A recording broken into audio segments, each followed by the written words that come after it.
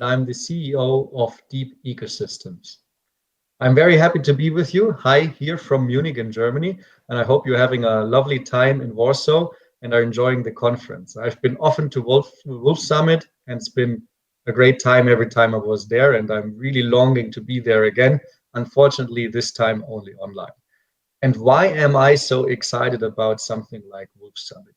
I'm so excited about it because it's a core part of what we call an ecosystem. And I'm a core believer of ecosystems being more important than unicorns. Unicorns are a symptom of a disease, and that disease is entrepreneurship. And I think many of you, as much as I, have fallen for that disease, and we really love to change things in the world and solve the world's biggest problems through entrepreneurship.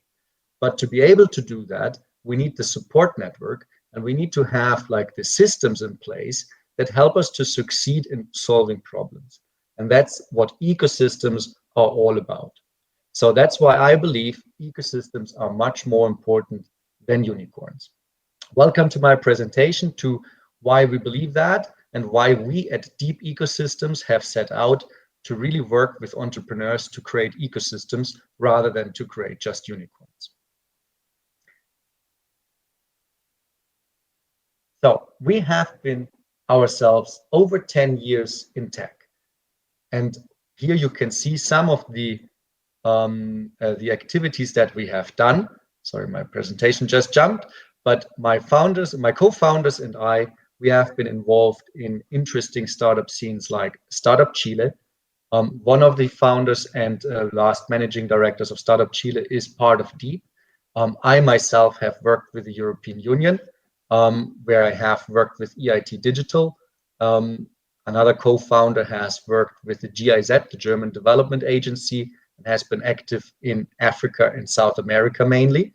And there is a serial entrepreneur from the biotech field in our founding team, and we have a professor of entrepreneurship.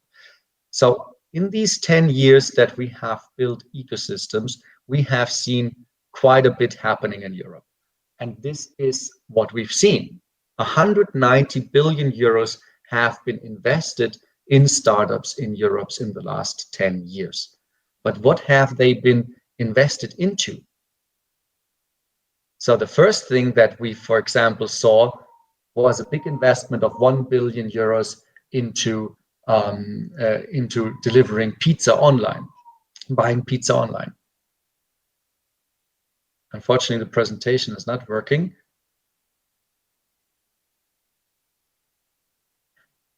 Let me restart the presentation quickly.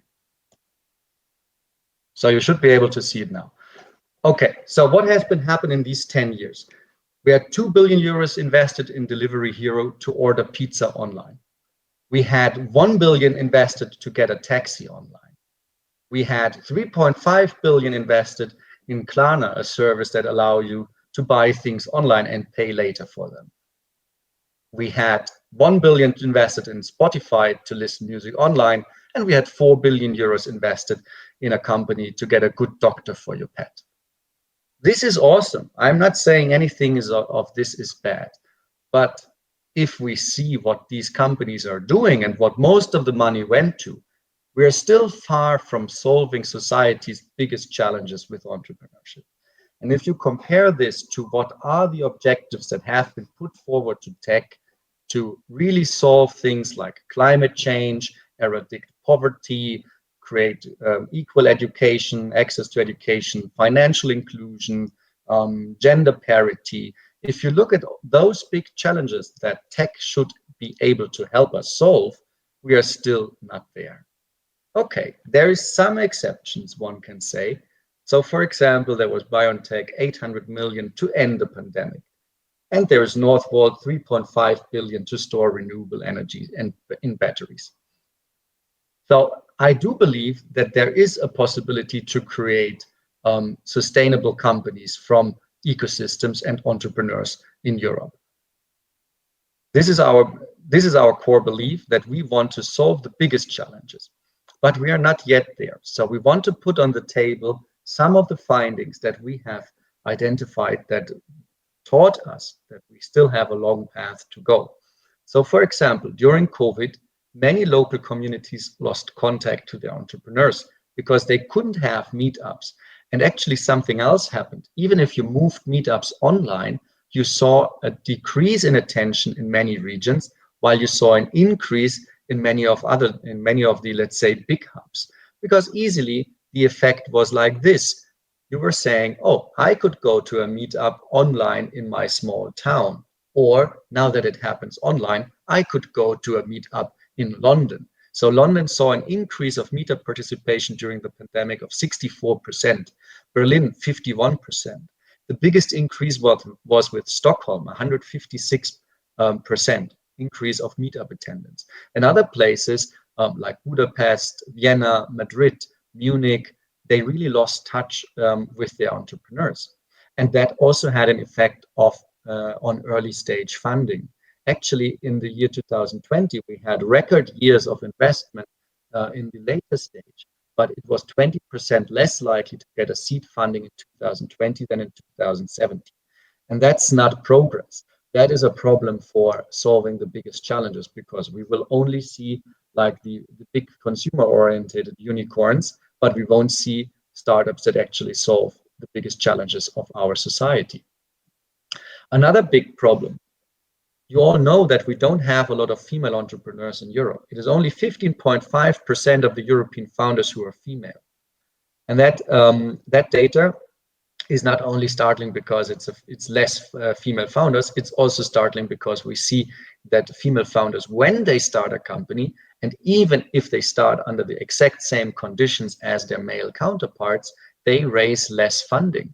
So we've looked at the 100 best accelerators in Europe, and we checked for 4 years how much the startups raised after the acceleration, where they started with the same accelerator, under the same conditions, at the same starting line, and still women raised 38% less funding than male counterparts.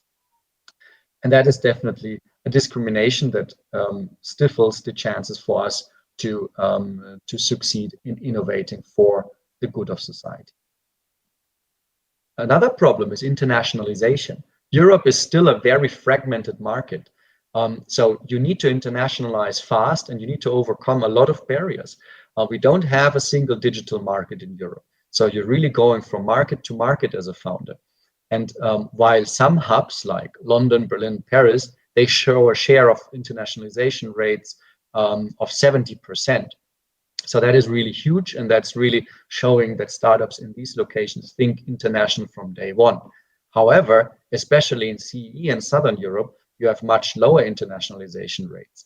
And as a CEE founder, consequently, you're still 2 times less likely to raise 100 million euros than a Western European. And that's something that's not acceptable, because we're losing out on so many opportunities, so many founders working on great things, hopefully starting in their home regions, building something cool, and then coming to a glass ceiling where they can't get further because there is just not this funding available. So internationalization is something that we definitely need to work on. Also, we need better startup support. After Brexit, we need to deplore that 4 of the top 10 accelerators in Europe have been based in London and are harder to access for startups now than they were before. So 4 of the top 10 accelerators are there. And then despite these 4, the follow-on funding rate, the success rate, so to say, of the accelerators in Europe is really not that high. We only have 19% of startups who go through an accelerator in Europe reaching a follow-on funding of 100,000 euros and more. That is not good. This is too little. Basically, the accelerators are not doing their job. It is more likely that you raise 100,000 if you're not going to an accelerator. So and this is really a problem, and that can't be good.